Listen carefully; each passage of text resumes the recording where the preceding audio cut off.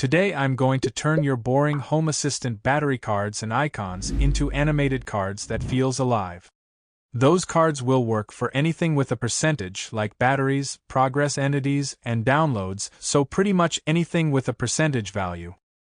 Watch until the end, as I'll show you how to customize those cards, like changing the font size, icons, positions, and a few hidden tricks to make these cards fit your own dashboard. As usual, you need HACS with Mushroom cards and card mod integrations installed. I put links and install guides in the description. Alright, let's build a battery card together. Open your dashboard. Start by switching the theme to Mushroom theme in your view, as it's recommended when using Mushroom cards.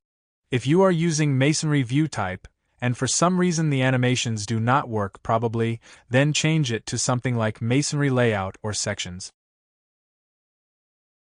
Click Add Card. Search for Mushroom entity and select it. Choose your battery sensor. Do not set a custom icon here, and set the color to white or light gray.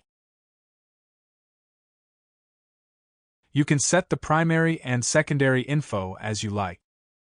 Next, go to the animated cards page I linked below and pick the battery card you like. Copy the YAML code starting at card mod.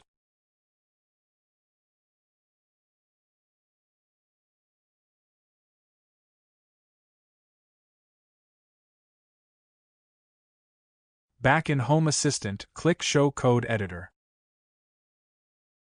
Scroll to the bottom and paste it in. You should now see the card update with the new style and animation. If this card is for your phone battery, you can add your charger sensor entity here, to make the card show the charging animations. Let's customize the card. To change the text size for primary and secondary information, use these variables I created, and play with the values until it fits your dashboard. To change the icon size, adjust this value here, to make it bigger or smaller.